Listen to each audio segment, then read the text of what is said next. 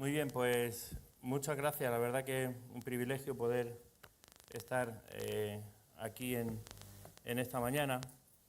Y Juan me decía, tienes 45 minutos para predicar y dar un informe de Nueva Luz. No se lo cree ni él, pero precisamente Juan, ¿no? Bueno, vamos a intentar hacerlo lo más rápido posible. Pues daros las gracias en primer lugar. ¿Sigue siendo normal esto? ¿Sí? No. ¿Soy yo o es el micro? Vale, daros las gracias por haber tenido en cuenta el Ministerio de Nueva Luz en el mercadillo que hacéis este año. La verdad que es una bendición que os acordéis de la obra de Nueva Luz. No es una obra que suena mucho, ¿no?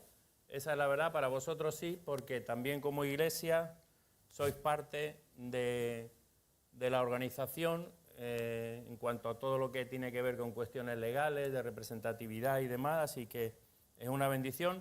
También porque como iglesia participáis pues ofrendando, con lo cual damos las gracias también por eso, y también porque hay muchos hermanos y hermanas individuales que colaboran con el proyecto Bartimeo. Para quien no sepa que el proyecto Bartimeo es un proyecto que levantamos hace ya unos años para apadrinar no tanto a una persona ciega, sino a los gastos del material que recibe esa persona ciega. Entonces hay unos cuantos hermanos que también están apoyando eso, así que de parte de todo el equipo, muchas gracias. Y queríamos presentaros rápidamente, no sé si podemos poner ahí... vale, que está ahí, perfecto. Ya sabía yo que esto tenía su... Claro. Bueno, 1, 2, 3, 4, 5 y un sexto proyecto que empezamos desde la última reunión de la Junta de Nueva Luz, y solamente presentaros rápidamente y ya entraríamos al tema de la predicación de esta mañana. Hay estos 5 proyectos que se han levantado. Proyecto Escribe es un proyecto con lo que queremos conseguir hacer más material adaptado a personas ciegas, pero también conseguir material para que las personas puedan hacer uso del braille. Yo también pensaba, igual que seguramente todos vosotros, que el tema del sonido y todo eso iría quitando el braille del medio, el sistema de lectura braille, pero no parece que sea así. Entonces, la realidad es que, especialmente en Nicaragua, que colaboramos con un hermano que ha empezado un ministerio que se llama Nueva Luz Nicaragua, está trabajando mucho en preparar a personas en la lectura del braille y también en movilidad, especialmente gente que se queda ciega de mayor o también de niño. Entonces procura a través de ese ministerio llevar el Evangelio y les enseña a leer el braille pues con el libro de Salmos, con algún Evangelio en braille, y también se le mandan pues regletas que es para escribir y bastones y demás. Todas esas cosas, bueno, bastones serían el siguiente proyecto, pero todo eso tiene un costo muy elevado y levantamos ese proyecto para que las iglesias tuviesen conocimiento de que hay proyecto especial que hemos llamado Proyecto Escribe. Otro sería Muévete, que es el proyecto con el que queremos equipar también allí y en otros lugares que se está utilizando esta manera de ayudar a los ciegos como manera de evangelizar, pues bastones y cualquier material, relojes adaptados para que puedan escuchar la hora y cualquier material que sea necesario para el desarrollo de ellos. Y el proyecto Escucha, pues es un proyecto en el que estamos trabajando también en nuevas tecnologías para poder hacer llegar todo el material en audio para ciegos. Ya tenemos la aplicación para el móvil, que si lo queréis... Bueno, ahora mismo todavía la tienen que volver a publicar por un problema que ha habido con el micro. Ahora. Con un problema que ha habido con la plataforma de Google, pero ya está esa aplicación para que los ciegos puedan escuchar y recibir ese material. Hay otros sistemas que queremos adaptar también, especialmente en Cuba, como es los pendrive. En Cuba sabéis que es uno de los proyectos, la situación es catastrófica, ¿no? En todos los sentidos. Pero una cosa que sí está pasando es que los antiguos aparatos reproductores de CD, que mandábamos nosotros los CD, ya han desaparecido, como han desaparecido prácticamente aquí. pero sí la gente está montando los TDT. ¿Os acordáis cuando todos teníamos las televisiones gordas y tuvimos que comprar los TDT para poder ver la televisión? Pues están en ese proceso. Entonces, ¿qué es lo que pasa? Pues que esos TDT tienen un puerto USB. Entonces, muchos ciegos nos están pidiendo ahora que le mandemos pendrive con el material para poderlo escuchar a través de ese sistema. Pero eso supone un desembolso grande de dinero para iniciar ese proyecto y para poder llevarlo a cabo. Y eso sería dentro de este proyecto que hemos puesto ahí como escucha. Aprende, pues material y proyecto que está en el corazón, pero nada más que en el corazón de momento, porque se han recibido muchas solicitudes de apadrinar a niños, o más que apadrinar, darle becas a niños ciegos, como se hizo hace muchos años, especialmente en Nicaragua, para poder llevar a un niño a un centro especializado donde le puedan enseñar braille, donde puedan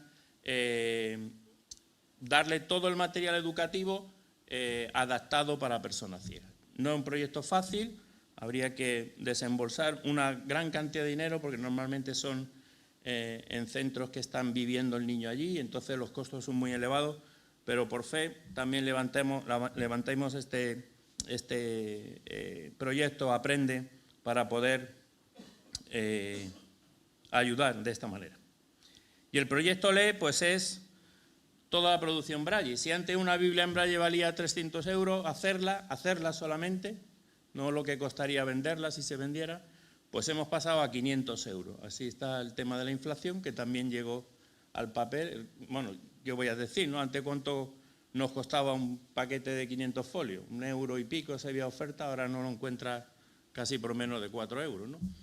Pues como eso, todo lo demás. Y entonces estamos también con este proyecto LE para intentar conseguir que el Señor provea para todo esto de la producción braille.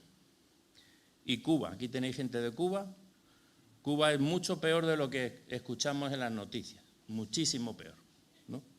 Nos dice mucha gente que se pueden tirar 6 horas en una cola para comprar carne y cuando llegan ya no hay carne, ¿no? Y el problema que se les ha planteado ahora todavía peor es que, aunque haya carne y compre cierta cantidad de carne porque tenga dinero, no tiene electricidad. ¿Y dónde guardan la carne si no hay electricidad? Así que es una pescadilla que se muerde la cola, en la que ya nos dicen algunos, no, hermanos, si no se trata de que nos manden dinero, es que no hay, ¿no? Ni con dinero.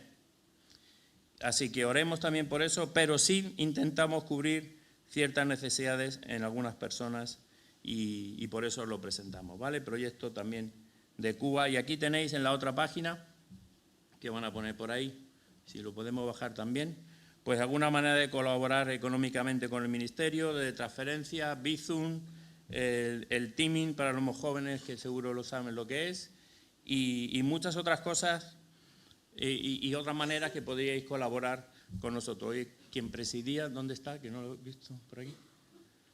Tiene una voz impresionante, decía Patri, este hombre podría grabar para Nueva Luz, ¿no? Pero sí que luego hablaremos de tus honorarios, a ver cuántos son. Pero sí, hay muchas maneras de colaborar también, no solamente económica, en la adaptación de libros al formato DAISY, que es un formato de audio especial para personas ciegas. Y que si alguien tiene interés, pues encantado de poder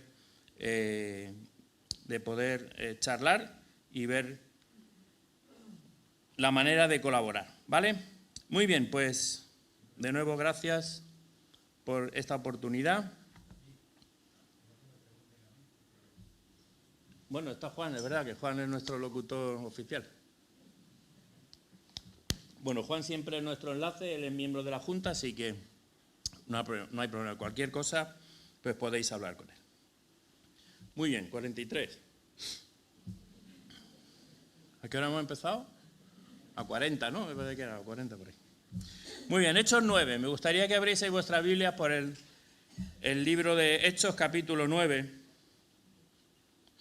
En San Pedro, en la iglesia donde estamos, hemos terminado el domingo pasado el estudio que durante algunos meses nos ha llevado del libro de Hechos. Y me gustaría volver a este capítulo 9, donde vamos a ver algo de la conversión de Saulo. No lo vamos a leer porque es un texto un poco largo, la idea es llegar al 31, que no creo que lleguemos, pero es un texto yo creo que más que conocido por todos, así que si lo tenéis ahí abierto, pues genial, porque después iremos a algunos textos en concreto, pero no lo vamos a leer todo ahora, para aprovechar también un poco más el tiempo. Un personaje, este Saulo, que va a ser una parte fundamental de la historia de la Iglesia contemporánea a él, pero también una pieza fundamental de la Iglesia en todos los tiempos después, ¿no? Pablo es uno de los arquitectos de la palabra que tenemos ahora, especialmente el Nuevo Testamento, lógicamente. Alguien muy especial. Yo os animo a que repaséis el libro de Hechos, es súper interesante la manera en que Pablo trabajaba, cómo actuó después, pero ahora se llama Saulo, ¿no? Ahora se llama Saulo y no es alguien importante en este sentido, ¿no? De lo que luego ha sido para la Iglesia a lo largo del tiempo. Pero el Espíritu Santo lo ha usado para, como sabemos, dejar escrito gran parte de lo que conocemos como el Nuevo Testamento. ¿Qué conocemos de Saulo hasta este momento de la historia? Yo siempre, cuando tratamos algo de historia o algún relato, procuro siempre intentar hacer un esfuerzo. Y el esfuerzo de hoy es olvidaros de lo que sabemos de Pablo y de Saulo, olvidaros. Intentar poneros en el momento histórico, ¿no?, donde se encuentra y no pensar en lo que ya sabemos después, porque eso es como si te cuentan, ¿no? ¿Quién ha visto la película El Sexto Sentido? No la ha visto nadie, no digáis que no, ¿quién más no la ha visto? Bueno, si te cuentan el final, te has quedado sin película, ¿no? Pues esto es igual. Si tú sabes el final de esa película, no lo voy a decir por si alguien no la ha visto, que tampoco os perdí mucho, pero si no sabes el final, pues toda la película tiene sentido. Bueno, la película no tiene mucho sentido, tiene sentido al final, ¿no? Estoy haciendo yo mismo un lío, pero la cuestión que puede estar expectante de lo que pasa. Ahora, si ya sabes el final, la película no merece la pena verla, es un desastre, ¿no? Hay que hacer el esfuerzo, yo creo que cuando estudiamos la palabra, en aislarnos de lo que ya sabemos, ¿no? Nosotros cuando damos enfoque al libro de Job decimos, olvidaros del capítulo 1, la primera parte donde Satanás llega, olvidaros de eso, para poder meterse en la piel de Job y entender qué es lo que estaba pasando, porque él no tenía ni idea. Pues esto es igual, vamos a intentar olvidaros de todo lo que sabemos. Pablo no existe, no sabéis quién es Pablo, Pablo, el de Tarso, otro sí, pero no sabemos quién es y por lo tanto vamos a intentar ver todo desde el contexto en el que ocurren los acontecimientos. ¿Qué conocemos hasta ahora de la historia? Hasta ese momento en el que llegamos. Pues nada bueno de esta persona, ¿verdad? Nada bueno porque fue una parte activa de la muerte de Esteban, ¿no?, que es la primera vez en la que encontramos referencia a él, y es muy probable que con la autoridad que él tenía como fariseo y líder de la persecución que había comenzado contra los cristianos, él podía haber evitado la muerte de Esteban, pero no lo hizo, de Esteban y de muchos otros, ¿verdad? Dice el versículo 1 del capítulo 8 de este mismo libro, y Saulo consentía en su muerte.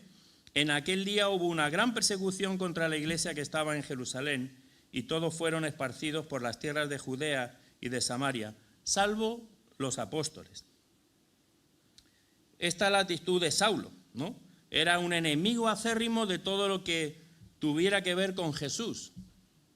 Él mismo cuenta cómo era su día a día. Si vais a Hechos 26, 9 al 11, dice: yo ciertamente había creído mi deber hacer muchas cosas contra el nombre de Jesús de Nazaret, lo cual también hice en Jerusalén. Yo encerré en cárceles a muchos de los santos, habiendo recibido poderes de los principales sacerdotes, y cuando los mataron, yo di mi voto. Y muchas veces castigándolos en todas las sinagogas los forcé a blasfemar, y enfurecido sobremanera contra ellos los perseguí hasta las ciudades extranjeras. Así que Saulo no solo tenía manchada la mano de la sangre de Esteban, sino de muchos más. Él había votado a favor de matar a más seguidores de Jesús. Si queremos algún dato más, pero también lo sabéis, era fariseo, hijo de fariseo, un celoso de guardar la ley, judío de sangre de la tribu de Benjamín, romano de nacimiento, de pasaporte romano, por haber nacido en Tarso, tenía ese privilegio de esa ciudad, de quien nacía allí podía optar por la nacionalidad romana, lo cual le llevó a apelar a César, ya lo conocéis la historia, ¿verdad? Y por lo tanto tuvo que llegar hasta Roma. Y se le conoce después en el resto de la palabra de Dios como Pablo. Pues en resumen, todo un personaje este Saulo, al que sin duda ningún creyente de entonces, ya nos hemos olvidado de Pablo otra vez, estamos en ese personaje, Saulo, en esa época, en ese momento histórico, ningún creyente de entonces quería que se le apareciera en su vida de ninguna de las maneras, ¿no? Era un genocida contra los miembros de la Iglesia de Dios, los seguidores de Jesús. Pues empieza nuestro texto, versículo 1 de este capítulo 9, diciendo: Saulo, respirando aún amenazas y muerte contra los discípulos, vino al sumo sacerdote. Alguien cargado de odio, de maldad, de amargura, la de este hombre que solo piensa en hacer daño a este grupo de personas. Saulo era un fanático religioso sin límite ninguno para conseguir sus fines. Si Saulo hubiera podido, habría exterminado a todos los cristianos en un momento. Si hubiera tenido la oportunidad, habría acabado con todos para acabar de raíz con el Evangelio y todo lo que tuviera que ver con Jesús. Y Jesús va a ser una palabra, una persona que va a ser el centro de todo esto.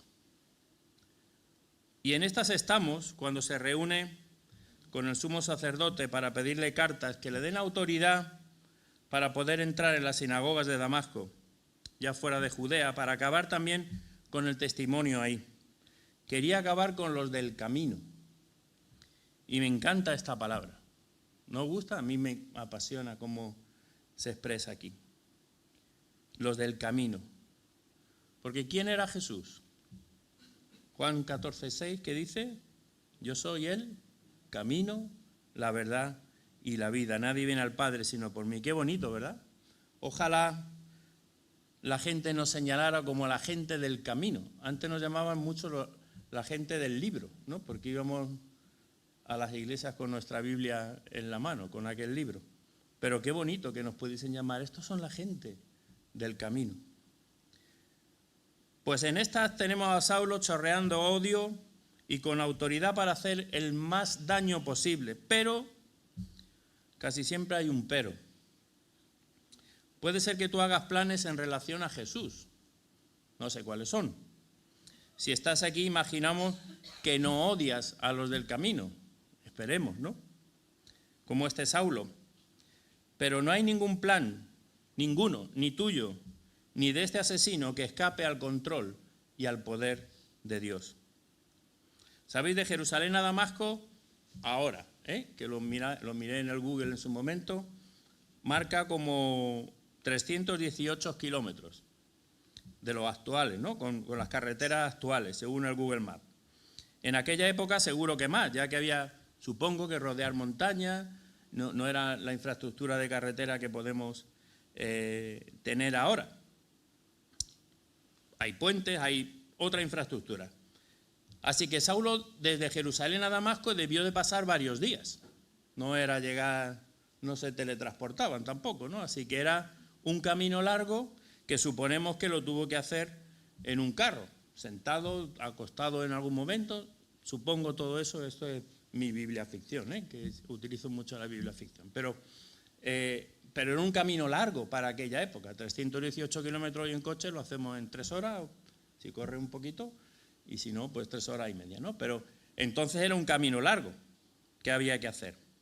Así que en ese momento, en ese tiempo, yo creo que parece como que el Señor lo deja alimentar todo su mal y todo su proyecto y su odio porque lo que va a ocurrir, versículo 3, ocurre ya cerca de Damasco. Así que desde que sale de Jerusalén hasta que llega allí, pues este hombre tiene tiempo de estar maquinando todo lo que iba a hacer. Suponemos, no sabemos seguro, que iría en un carro, era lo más probable. Seguro que iba pensando en todas estas cosas, cuando de repente, versículo 4, hay una luz muy fuerte que le asusta tanto, pues que se cae, suponemos de nuevo, de aquel carro al suelo. Versículo 4, y cayendo en tierra oyó una voz que le decía: Saulo, Saulo, ¿por qué me persigues? ¿Estamos imaginándonos la historia? ¿No? El poderoso Saulo, con el maletín lleno de recomendaciones del sumo sacerdote para apresar, maltratar e incluso llevar a la muerte a los cristianos, ahora está como tirado en el suelo, solo con la fuerza de una luz. Ni siquiera alguien le ha tocado. Solamente con la fuerza de la luz que Dios ha mandado, ha caído. No ha hecho falta ni empujarlo. ¿Qué haces, Saulo? ¿Por qué me persigues? Pero qué cosa rara, dice el Señor, ¿no? Saulo no persigue a hombres y mujeres. ¿Cómo dice esta voz que le persigue a él? Pues sabéis, Dios es un Dios muy celoso de su pueblo. Y cuando se le hace mal a su pueblo, se le hace mal a él. Así que el Señor está sintiendo como suyo esa persecución que hay a sus hijos. Atacar a estos hombres y mujeres que seguían a Jesús era y es un ataque contra el mismísimo Creador del cielo y de la tierra, y no es cualquier cosa. Saulo ha calculado mal el enemigo, Pero ya parece que Saulo no es tan altanero y prepotente. Imaginaros a este personaje que tenía que ser alguien durísimo, ¿no? Sabiendo que la persona que hay detrás de esa voz conoce hasta su nombre y responde totalmente sumiso a la voz que le habla: ¿quién eres, Señor? Y sin duda escuchar que el que le habla es Jesús es lo que le hace entrar en pánico. Versículo 6, que dice al principio: él, temblando y temeroso. El todopoderoso Saulo, que había tenido días de camino para planificar todo para masacrar a los del camino de en Damasco, a los que seguían a Jesús, ahora está frente a quien persigue con tanto ahínco. Estoy seguro que en ese momento hubo una cosa que ocupó la cabeza de Saulo y que le llenó de miedo. ¿Alguien podía pensar qué fue?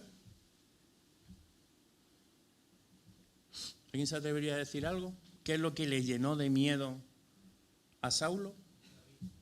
¿Perdón? Perdió la vista.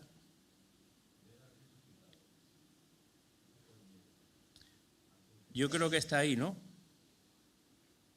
Que Jesús no estaba muerto.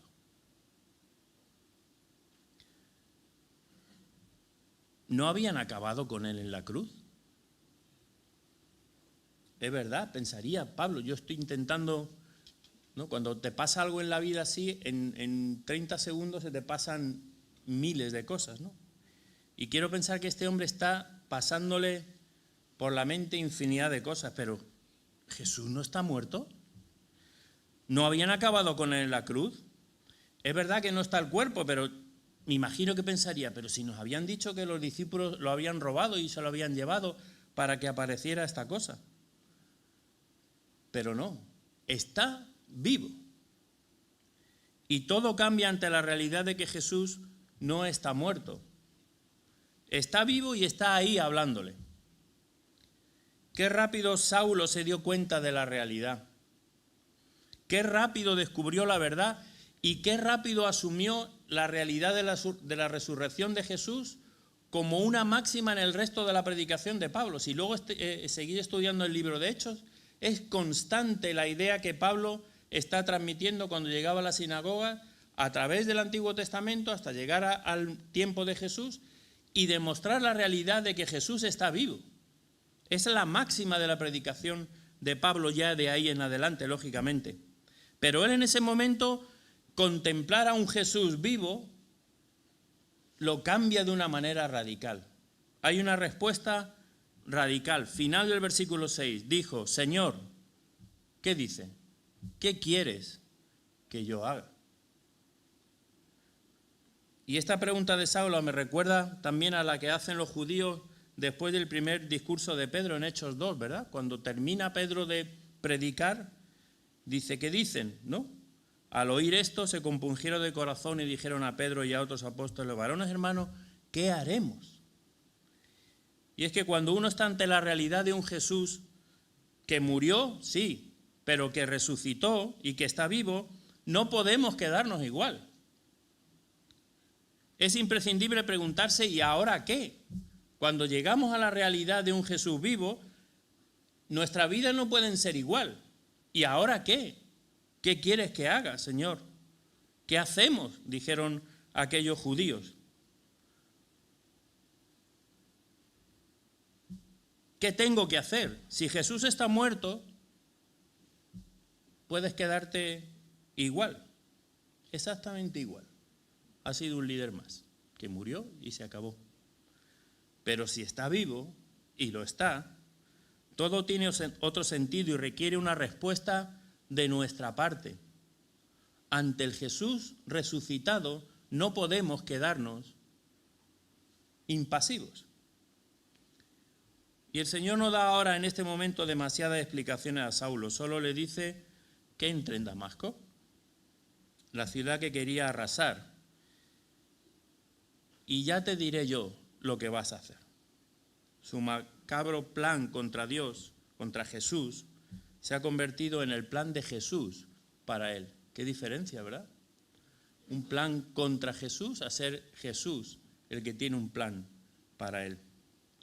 En el versículo 7 vemos momentos de confusión. Los que iban con él escucharon la voz, pero no ven a nadie, no entienden nada, todo es un caos.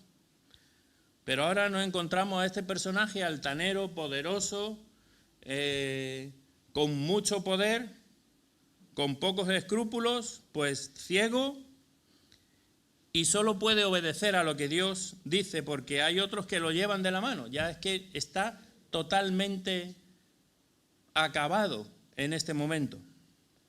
Y 3 días estuvo en Damasco sin comer ni beber, versículos 8 al 9. Al parecer, desde ese momento Saulo, luego Pablo, arrastró una enfermedad en la vista ya que parece que quedó permanentemente, aunque él intentó y oró al Señor en 3 ocasiones para que lo sanara. Parece que era de este problema que arrastra desde ahí. Pues el Señor le dijo que no, que con esto te vas a quedar, con esta señal te vas a quedar, con esta enfermedad. Bástate mi gracia porque mi poder se perfecciona en la debilidad. Pues mientras esto ocurre, mientras él está en Damasco estos 3 días, Jesús está preparando todas las cosas, pero preparándolas a su manera, que desde luego no sería la manera en la que yo las hubiera hecho, desde luego. Muchas veces decimos que cuando estudiamos el pasaje, lo que hemos comentado ya, debemos de olvidarnos del resto de la historia. Todos sabemos que Saulo después se llamará Pablo, que será apóstol, que hará 3 viajes misioneros a lo largo del mundo entonces conocido, que fue un gran hombre de Dios, que aún en Roma, durante los 3 años que estuvo allí, escribió cartas impresionantes para nuestra bendición hasta el día de hoy.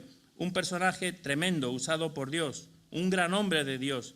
Pero en ese momento, y lo que sabemos hasta ese momento, es que está hecho una piltrafa en una ciudad y metido en la casa de alguien, esperando que el Señor siga hablando.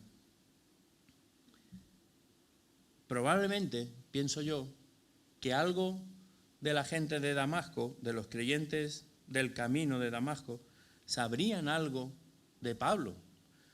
Igual muchos de los que vivían allí judíos eran judíos que habían salido de Jerusalén cuando tuvieron que salir precisamente por la persecución. Probablemente supieran de que Saulo venía hacia allí. Para ellos Saulo era un asesino, sabían que tenía el propósito de ir a Damasco y acabar con el mayor número de creyentes. Y así está la cosa. Como digo, Dios está preparando todo, y una de las cosas que hace es aparecerse a otra persona en visión, Ananías, otro personaje que aparece aquí. No sabemos mucho de él, la verdad que no sabemos mucho de él. ¿Es posible que fuera alguien que huyó de Jerusalén? Pues pudiera ser, ¿por qué no? Como muchos otros creyentes. Sí sabemos, por lo que dice en el capítulo 22:12, que era un hombre piadoso y de buen testimonio. Pues este hombre, ante la visión que el Señor le da, ¿no? Dice, responde, había entonces en Damasco, versículo 10, un discípulo llamado Ananías, a quien el Señor dijo en visión, Ananías. Y él respondió, heme aquí, Señor. Aquí estoy, Señor. Yo no sé si Ananías hubiese, perdonadme el chiste, ¿no? Pero no sé si Ananías hubiese respondido igual, aquí estoy, Señor, si ya hubiese sabido lo que el Señor le iba a pedir. Porque ¿qué le pide? Versículo 11. Y el Señor le dijo, levántate, ve a la calle que se llama Derecha y busca en casa de Judas a uno llamado Saulo, de Tarso. Porque he aquí, él ora, y ha visto en visión a un varón llamado Ananías que entra y le pone las manos encima para que recobre la vista. Perdonadme la broma. Yo estoy con mi bibliaficción esta paranoica, ¿vale? Si el Señor hubiera hecho esto en nuestros días, le habría mandado a Ananías un WhatsApp con la ubicación. Porque fijaros el detalle, ¿no? No le dice, busca en Damasco a Saulo, ¿no? ¿Qué le dice? Ve a la calle derecha, que no sería, yo esta mañana he tenido problema para encontrar los churros, con la derecha y con la izquierda, pero ve a la calle derecha y busca en casa de Judas a uno llamado Saulo. Le está dando todas las indicaciones, yo creo que pensando en que Ananías se puede hacer el loco y dice, no lo he encontrado, Señor, vuelve a mandarme la ubicación porque no he dado con esta persona. Le da unos detalles muy concretos para que no haya pérdida. No le dice eso, busca a Saulo en Damasco, pregunta dónde está, pregunta por un tal, ¿cómo se llamaba? Un tal Judas, que allí, no, le dice, en la calle derecha, en la casa de Judas, allí está. No nos vayamos a equivocar. Y es que en esta conversación, que yo intento hacer la versión nueva, ¿vale? En esta conversación que tiene Ananías con el Señor en la visión, parece que Ananías le está diciendo al Señor, me parece que aquí hay una confusión, Bibliaficción, Entonces Ananías respondió, Señor, he oído de muchos acerca de este hombre. ¿Cuántos males, versículo 13, cuántos males ha hecho a tus santos en Jerusalén? Y aún aquí tiene autoridad en los principales sacerdotes para prender a todos los que invocan tu nombre. Está como diciéndole, no, si yo sé quién es Saulo de Tarso, ¿no? Si hasta me ha recordado la ciudad de origen, por si acaso me equivoco con un Saulo de Jerusalén o un Saulo de Damasco, no, Saulo el de Tarso. No, el de Tarso, el que ha consentido la muerte de Esteban y de otros, por el que toda la iglesia, menos los apóstoles, ya lo hemos leído en el capítulo 8, versículo 1, tuvieron que salir de Jerusalén, han tenido que salir huyendo por miedo a la persecución que él lidera. Ese que lleva el maletín lleno de autorizaciones para acabar con todos los creyentes que hay en esta ciudad. Yo sí sé quién es perfectamente, Señor. La cuestión es, ¿sabes tú quién es? Pues claro que lo sé, Ananías. Pero mira una cosa, versículo 15. El Señor le dijo, ve, porque instrumento escogido me es este para llevar mi nombre en presencia de los gentiles y de reyes y de los hijos de Israel, porque yo le mostraré cuánto le es necesario padecer por mi nombre. A este altanero, peligrosísimo Saulo, yo lo he escogido. Así que ve, Ananías, y obedece. Porque yo, Jesús, el creador de todo, el que murió en la cruz, el que ha resucitado, el soberano de los soberanos, he escogido a este, que ninguno de nosotros lo hubiéramos hecho en la vida jamás, por más bebido, que hubiéramos estado, hubiéramos elegido a este personaje. Yo he elegido a este personaje para que lleve mucho fruto, para llevar el mensaje a todo pueblo, nación, y además lo va a hacer sufriendo mucho. Qué raro es Dios, con todo el respeto, pero qué raro es Dios.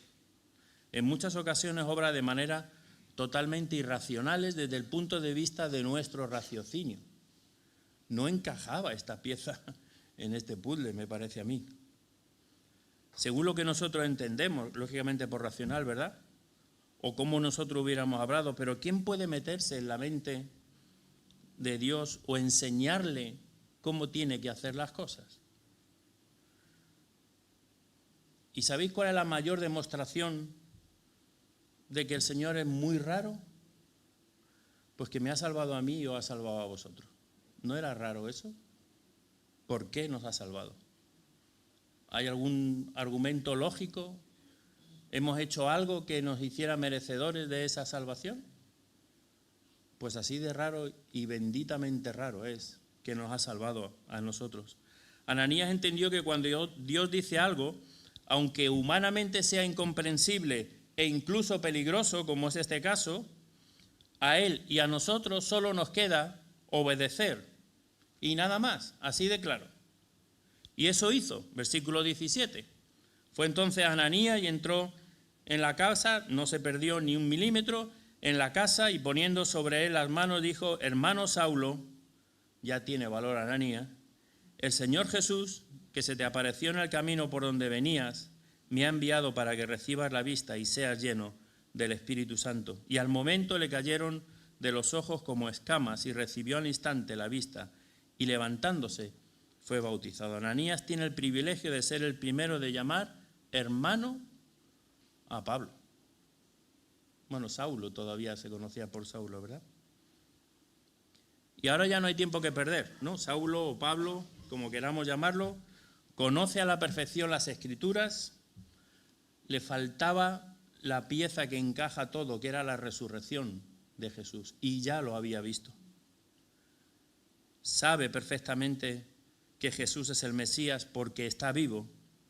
Ahora todo encaja, todo lo que los profetas dijeron del Mesías encaja a la perfección en todo lo que él conoce de la palabra de Dios y empieza a trabajar para la obra del Señor. Versículo 19, y habiendo tomado aliento, recobró fuerzas, y estuvo Saulo por algunos días con los discípulos en Damasco.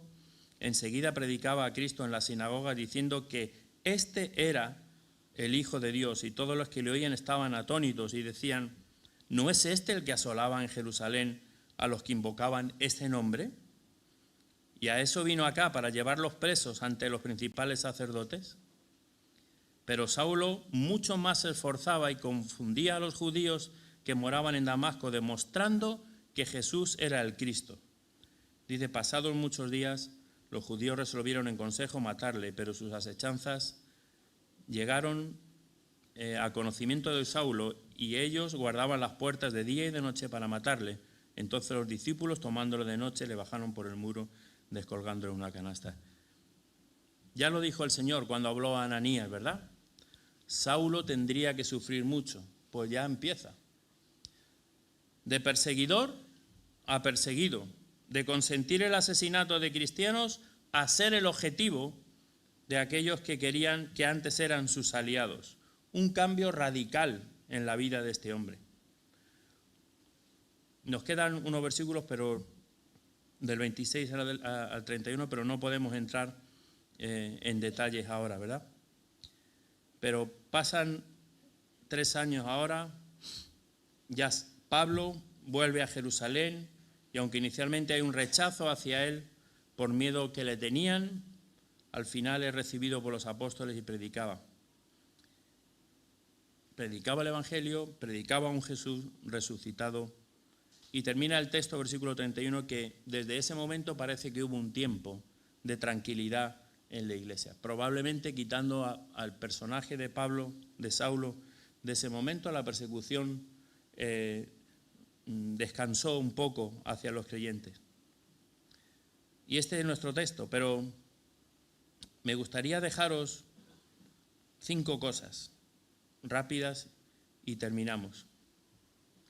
La primera es: ¿qué vas a hacer ante la realidad de que Jesús está vivo?